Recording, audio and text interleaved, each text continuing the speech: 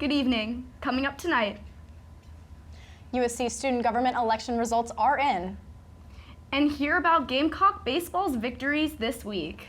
Later, learn about USC Dance Marathon, the state's biggest student-run philanthropic event. All that and more tonight on Student News at 7.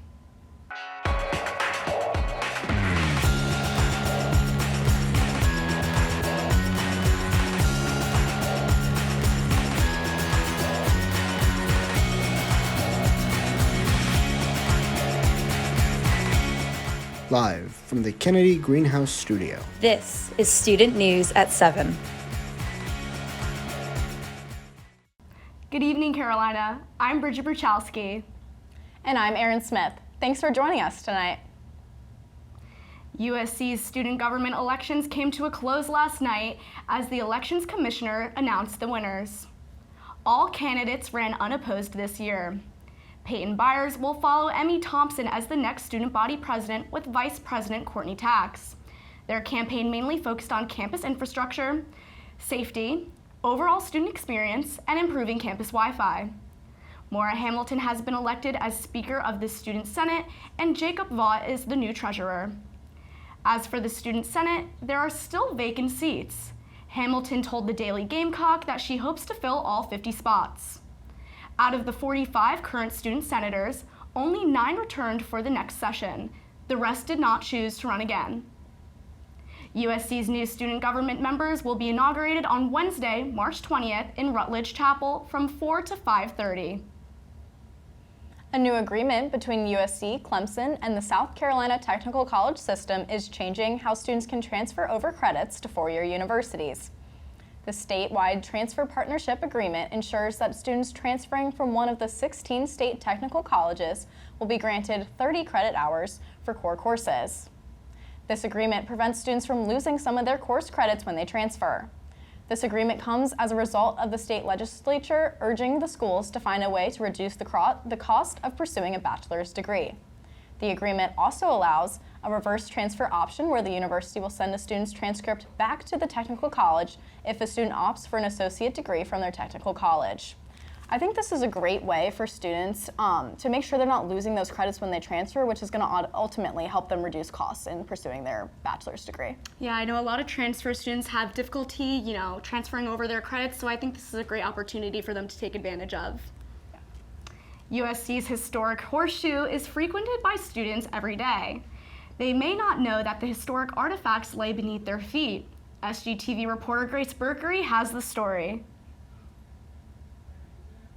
Hundreds of students walk through USC's historic horseshoe every day, some to get to class, others to relax and study. What students may not know is that they could be standing on artifacts that date back to the early 1800s. An archaeology class led by Dr. Kelly Goldberg seeks to uncover some of these historic artifacts lying right beneath the surface. I mean, 1801 is like plastered on the signs, but yeah, you don't think about what that means. And that, I think for me, that's been when you say 220 years, people have continued to use this space.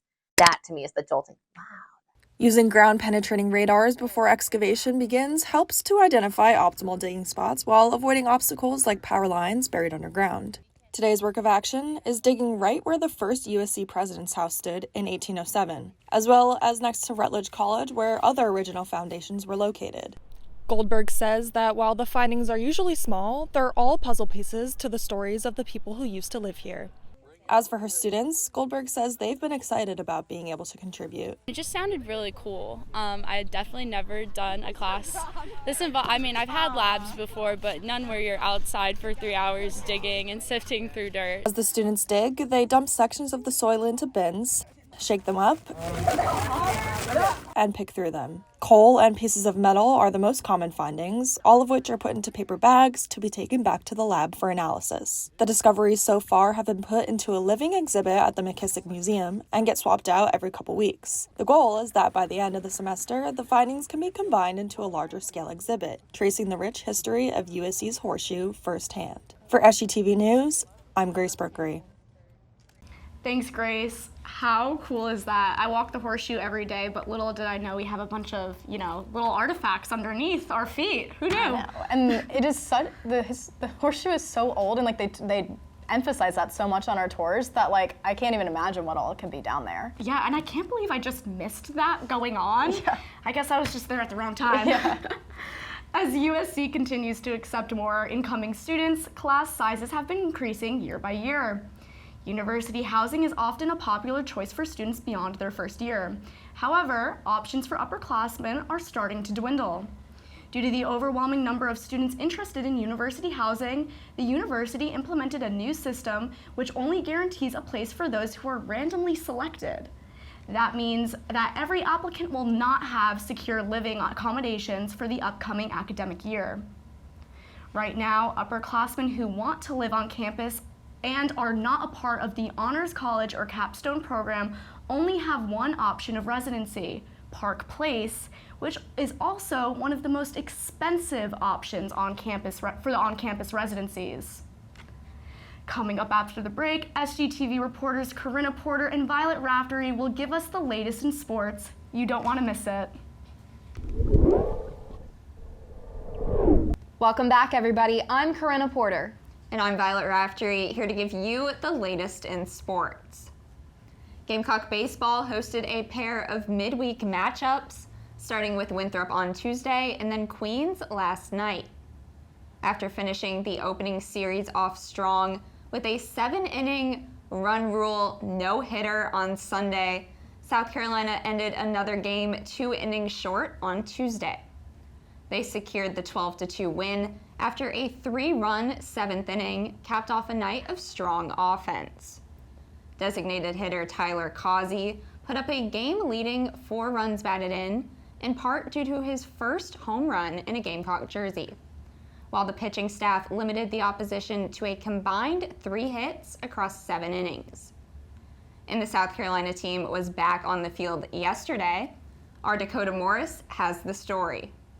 I'm at Founders Park, where the Gamecocks just defeated the Queens Royals 13-3. Let's take a look at some of the highlights from the game. In the bottom of the first, Parker Noland hit a single, followed by an Ethan Petrie walk to set up Cole Messina for a 357-foot 3-run home run. Gamecock Tyler Causey was able to score off an RBI walk later in the inning to give the Gamecocks an early 4-0 lead. The game remained the same till the 4th inning when the Gamecocks were able to string together a series of hits assisted by defensive errors to add 5 runs to the deficit. The Royals finally found the scoreboard in the 5th and 6th innings thanks to a pair of single-run home runs from J.J. Souza and Tyler Cotto. However, after only 2 walks and a single all day, Petrie found his sweet spot in the 5th for a 407-foot homer.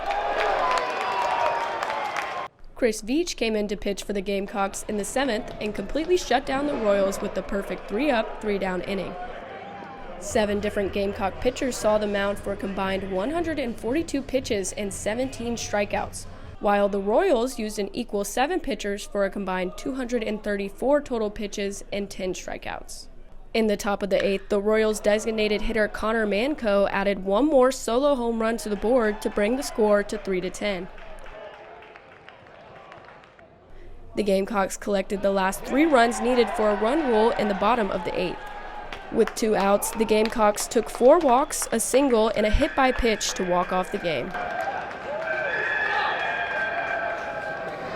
The Gamecocks will be back in action this Friday at Founders Park against Belmont University. For SGTV, I'm Dakota Morris. Thank you, Dakota. So that game marks the 3rd run rule win in a row for South Carolina. The Gamecocks have scored 11 or more runs in 4 of their 5 games so far. And now Gamecock softball opened the season a perfect 5-0 in the Carolina Classic.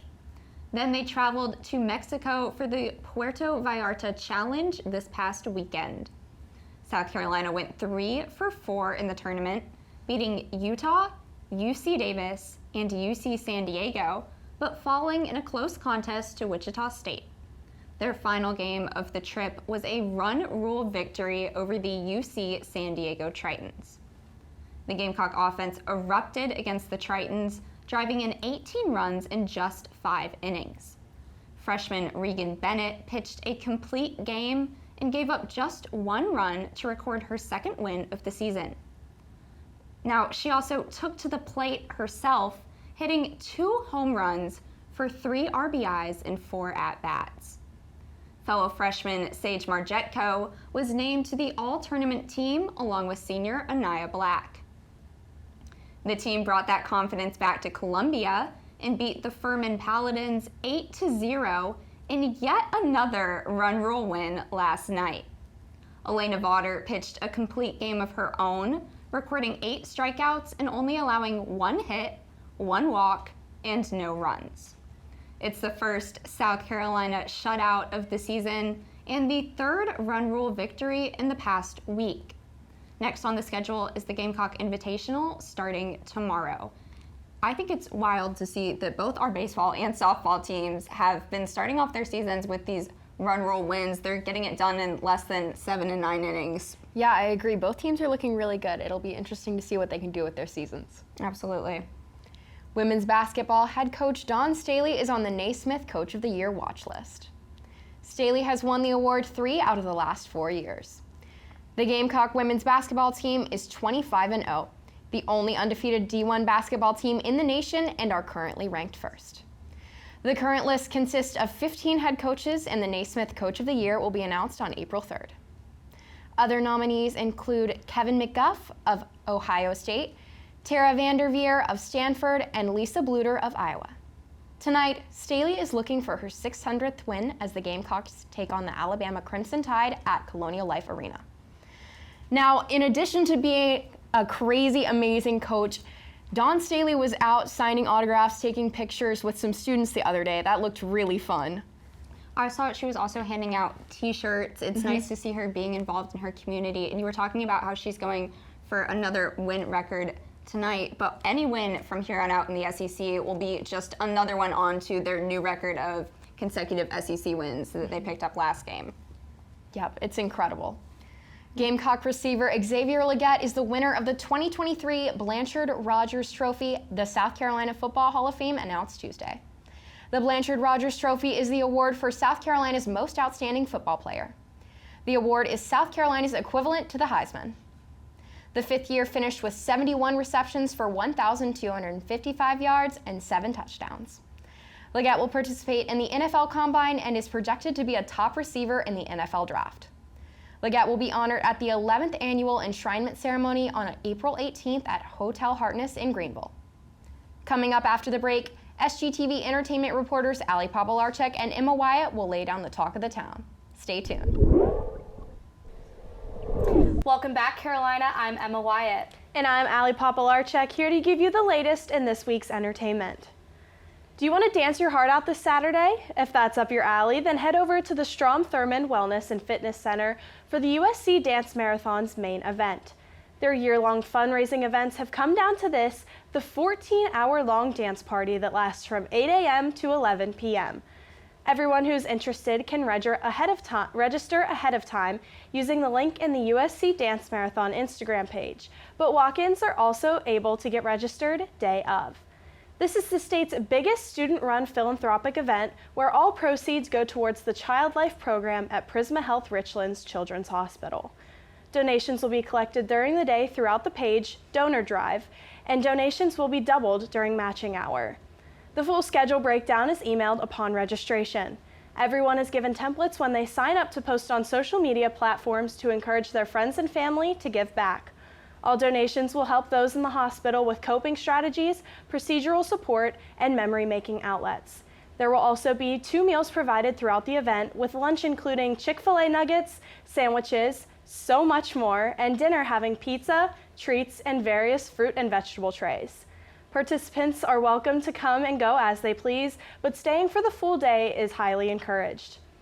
Everyone is welcome to bring a bag of necessities to help them throughout the long Saturday. They will just be verified for safety at bag check as soon as you enter the facility. There are also going to be 4 different theme hours this year, so make sure to check out the Instagram bio link to see what you should bring to match. Do you ever just want to feel like a kid again? Well, Gamecock Entertainment has the solution for you. On Monday, February 26th, Coggy's Playroom will make its way to the Russell House Ballroom. From 7 to 9 p.m., students have the ability to reminisce on their younger years with some nostalgic games and activities. Some fan favorites include Mario Kart, Giant Jenga, Mini Golf, Arts and Crafts, Sweet Treats, and tons more. Students can be transported back to their youth and escape the stressors of college life for a few hours, especially since the pre-spring break workload is not for the weak. All you need to attend the event is a valid Carolina card to ensure that you are able to switch from a 20-year-old to a 10-year-old for the night. Gamecock Entertainment also closes off the month of February with tonight's night at the Columbia Museum of Art until 8 p.m. and a screening of The Hunger Games: The Ballad of Songbirds and Snakes tomorrow night. Trivia for the movie begins at 6:30 with a showtime at 7. Emma, I'm excited to take a break from doing all of my schoolwork and just be a kid Monday night. I think it would make a huge difference because there is so much going on right now that's making me feel like an adult. I know, same. It would be nice to not feel like an adult for the weekend. And I don't know about you, but when I was a teenager, I did still enjoy going to the Children's Museum, so I can kind of expect it would be something along those lines. So, exciting news. Mm-hmm. Get ready for a night of pure imagination as Williams-Brice Stadium transforms into a chocolate magical factory for Gamecock Entertainment's Flick on the Field. Gamecock Entertainment's annual event will take place on Monday, April 22nd, 2024 from 6:30 to 10 p.m. Williams-Brice Stadium will present the hit musical Wonka. The evening will be filled with sweet treats, friends, and of course, coffee. Here's the sweetest part. This event is completely free for students with a valid Carolina card. Gates will open at 6:30 p.m. You'll be able to have time to explore the stadium and eat delicious snacks and treats from vendors. Be on the lookout for interactive activities and photo opportunities scattered throughout the stadium. If you want to learn more, head over to Garnet Gate for all the details and updates on this event. Be sure to follow Gamecock Entertainment for updates on the future screenings of other exciting campus events that will be coming up. Well, Allie, I enjoyed the Flick on the Field last year so much. I got to hang out with Cocky, and I kind of made my appearance on USC's Instagram, so. I did see that post, and I'm super excited. This will be my first Flick on the Field, and I haven't seen Wonka either, so Timothée Chalamet up on the big board might be what I need right before finals. We'll have to go check it out. Are you in need of lining up some plans for this year? Well, get ready to celebrate because Darius Rucker's Riverfront Revival Festival is returning for its third year, bringing the magic of music to North Charleston's Riverfront Park. Proud University of South Carolina alum Darius Rucker is bringing the spirit of his alma mater to the Lowcountry. As a multi-timed Diamond Certified artist and 3-time Grammy Award winner, Rucker's love for South Carolina shines through as he presents this festival to his home state. You can expect a diverse lineup spanning genres from country to Americana to rock and roll, and of course, Rucker himself will take the stage, adding to the excitement of the event. Tickets are now available with a special pre-sale code for those signed up for the Riverfront Revival's e-newsletter. General admission plus ticket offers, exclusive perks like a private bar, seating, and restrooms, while VIP tickets include dedicated entrances, premium viewing areas, and more. Part of the festival's proceeds will benefit the Art and Healing Program at the MUSC Children's Hospital and Just Be You, a local nonprofit supporting teen confidence and self-love. Well, Allie, I mean, this event sounds like so much fun. Not only is it giving money to amazing organizations, but I get to see Darius Rucker too. I'm so going. Exactly. I feel like he's such a big name around campus, so it would be nice to see him in person, listen to him perform, and give back to great causes like that. The only thing I need to find is the Hootie in the Blowfish brick right on the horseshoe, but that's for another time. Yeah, we'll search when it's light outside. That's all your entertainment news for tonight, and after the break, Erin and Bridget will return to finish up tonight's news. Stay with us. Welcome back to Student News at 7. Thanks for staying with us. A University of South Carolina alum has been nominated by President Joe Biden for the United States Tax Court. Adam Landy received his Bachelor of Science in 2004, his Master's in 2006, and his Doctor of Law in 2009, all from the University of South Carolina. He currently serves as a special trials judge on the United States Tax Court. Biden's list of nominees must first be confirmed by the Senate. If it is confirmed, Landy will be on the United States Tax Court for a 15-year term. Liquor liability issues have been sparking a lot of conversations as lawmakers continue to talk law changes. Local bars and music venue owners are hoping for change with their battle for liquor liability insurance. South Carolina currently requires any businesses that serve alcohol to have at least $1 million in coverage for liability issues, causing insurance rates to significantly increase. Because of this, several bars and music venues have been closing their doors, unable to keep up with the costs. Several local businesses came together to rally at the State House on Tuesday in hopes to keep the music and bar scene alive and to encourage lawmakers for change.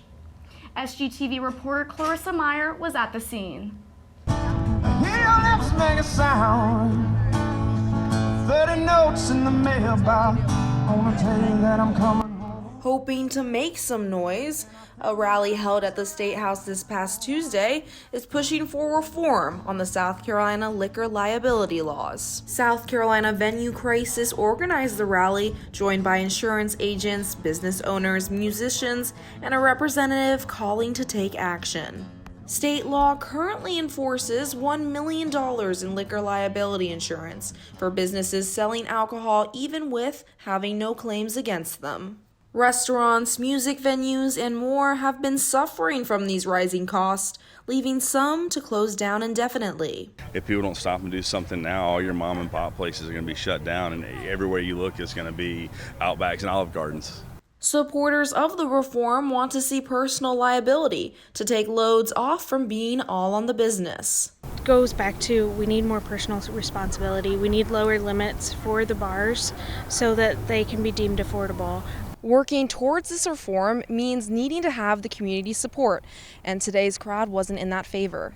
A small turnout but strong message comes forward. When they look out the door and they see such a small turnout, I feel like that just hurts us. You know, people got to get behind it, and you got to kind of put up or shut up. You can't just be a keyboard warrior in 2024. You got to get out there and be about it. Speakers say the community will soon feel the effects if action isn't taken, and their loved establishments cease to survive. For SGTV News, I'm Clarissa Meyer. Thanks, Clarissa. Stanley Cups are a popular water bottle that can be found in students' hands all across campus. The makers of Stanley Cups are currently facing multiple class action lawsuits over material in the cups. The lawsuits claim that the cups contain lead and the brand did not disclose this about the product. The little bit of lead that is in the product is contained inside the insulation, where it is sealed at the bottom of the cup with a, quote, durable stainless steel layer, making it inaccessible to consumers, end quote. The company is fighting any claims that the lead poses health risks. So I do personally have a Stanley Cup. I'm not sure that I'd be lead testing it in my free time, but I'm really interested to see who's gonna win this. I also personally do not own a Stanley Cup, but I do think it's very interesting what's going on. But hope you don't get lead poisoning. Yeah, that'd be quite the story. It would. Well, that wraps up tonight's edition of Student News at 7. Be sure to follow us on Instagram, X, and Facebook at SGTV at USC. And to keep up with all of our content, be sure to also visit us online at sgtv at usc.com. For SGTV, I'm Bridget Bruchalski. And I'm Erin Smith. From all of us here at SGTV, have a great night. Carolina, forever today.